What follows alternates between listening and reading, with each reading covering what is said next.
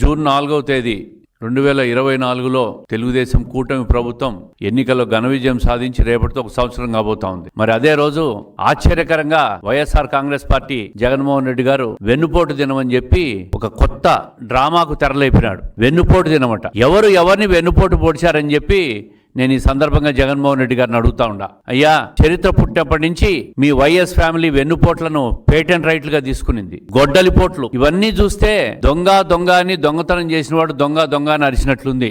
వెన్నుపోట్లు మీ నానా తాతల కాలం నుంచి స్టార్ట్ అయింది. మీ తాత వైఎస్ రాజారెడ్డి గారు ఎవరి దగ్గర అయితే మంగంపేట మైన్స్ లో వెంకట నరసయ్య అనే వ్యక్తి దగ్గర పనిచేస్తున్నాడో ఆ వ్యక్తినే హత్య చేసి మంగంపేట మైన్స్ ను లాక్కున్నది వెన్నుపోటు కాదా అని అడుగుతా ఉండా. మరి కాంగ్రెస్ పార్టీ అంత పెద్ద పొజిషన్ ఇస్తే మీ తండ్రి గారు రాజశేఖర రెడ్డి గారు ఆ రోజు పివి నరసింహారావు మీద ప్రధానమంత్రి మీద చెప్పులు వేసిన విషయం వెన్నుపోటు కాదా అని అడుగుతా ఉండా. మరి ఈ ముఖ్యమంత్రి జగన్మోహన్ రెడ్డి గారు, మాజీ ముఖ్యమంత్రి గారు సొంత చెల్లెల ఆస్తులు లాక్కొని మరి చెల్లెలను నడి రోడ్డు మీద వదిలేసినట్టు వెన్నుపోటు కాదా అని అడుగుతా ఉండా. మీ చిన్నాన్న వైఎస్ వివేకానంద రెడ్డిని వెన్నుపోటు పొడిచి హత్య చేసిన హంతకులతో నువ్వు తిరుగుతూ సునీత మీ చెల్లెలను నడి రోడ్డు మీద వదిలేసినప్పుడు అది వెన్నుపోటు కాదా అని అడుగుతా ఉండా. ఈ విధంగా చూస్తే అన్ని రకాలుగా వ్యక్తిగతంగా వెన్నుపోటు పొడిచిన చరిత్ర మీది. ప్రజలు అధికారం ఇస్తే 5 సంవత్సరాలను ప్రజలను వెన్నుపోటు పొడిచిన చరిత్ర మీది. ఒక్కసారి మీ 5 సంవత్సరాల అధికారంలో వచ్చినప్పుడు పరిస్థితిని చూస్తే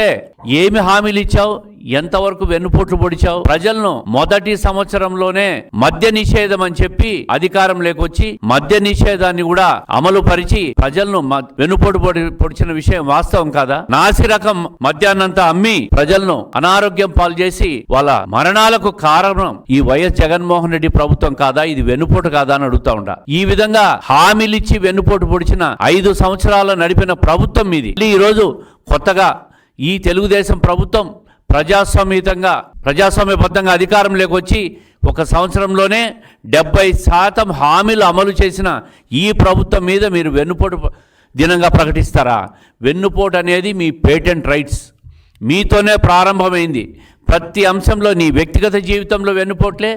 ప్రజలకు 5 సంవత్సరాలు అన్ని రకాలుగా కూడా వెన్నుపోటు పొడిచిన ప్రభుత్వం ఏదైనా ఉందంటే అది వైఎస్ఆర్ కాంగ్రెస్ ప్రభుత్వం అని చెప్పి, అది జగన్మోహన్ రెడ్డి గారు తీసుకున్న పేటెంట్ రైట్ అని చెప్పి ప్రజలకు మీ ద్వారా తెలియజేస్తూ ఉండా.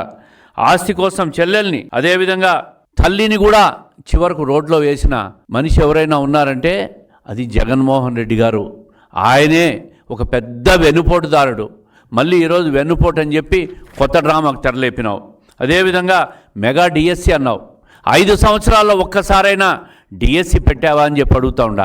ఈరోజు కూటమి ప్రభుత్వం వచ్చిన తర్వాత 16,000 పైచిలకు డిఎస్సి పోస్టులకు నోటిఫికేషన్ ఇచ్చి జూన్ నెలాఖరు లోపల భర్తీ చేస్తామన్న ఈ ప్రభుత్వ చిత్తశుద్ధి ఇది వెన్నుపోట?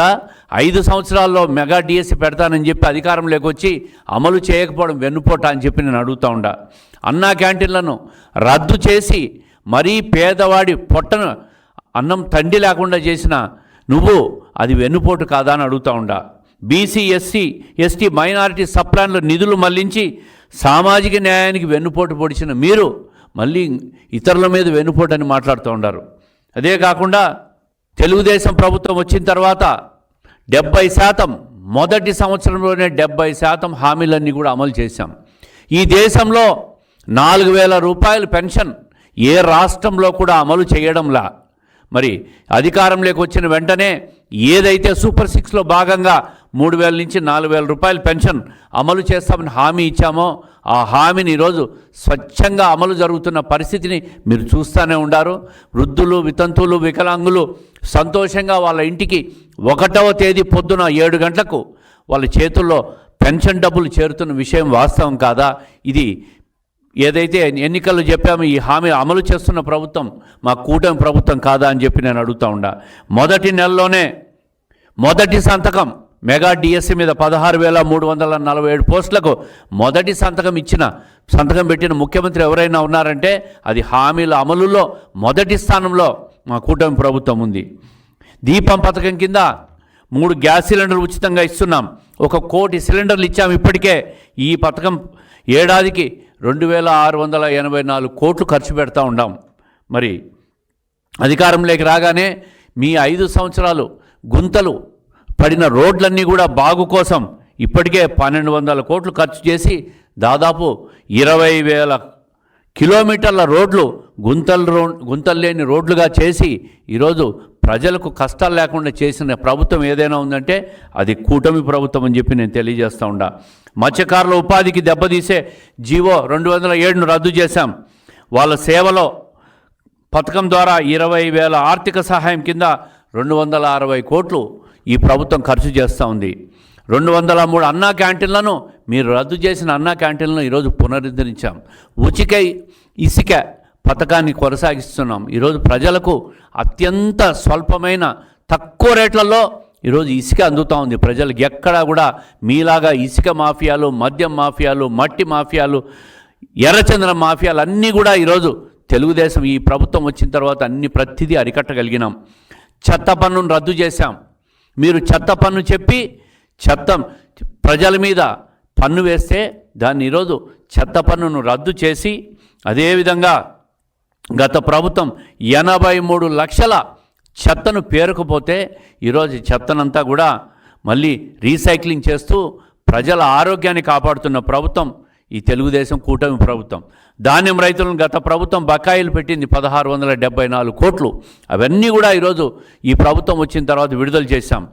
కూటమి ప్రభుత్వంలో 990 కోట్లు పంచాయతీలకు కేటాయించి 4,500 కోట్లతో గ్రామాల్లో ఇప్పటికే 30,000 పనులకు శ్రీకారం చుట్టి ప్రతి పనిని కూడా పూర్తి కావాల్సిన పరిస్థితిని ప్రజలందరూ కూడా గమనిస్తూ ఉన్నారు. 94 కేంద్ర ప్రయోజిత పథకాల్లో 73 పథకాలను మళ్ళీ పునరుద్ధరించాం. కేంద్ర ప్రభుత్వం పథకాలకు నిధులు ఇస్తే ఈ నిధులన్నీ కూడా గత ప్రభుత్వం దారి మళ్లించి అస్తవ్యస్త ఆర్థిక విధానానికి మీరు గత ప్రభుత్వంలో అస్తవ్యస్తం చేసి నాశనం చేశారు.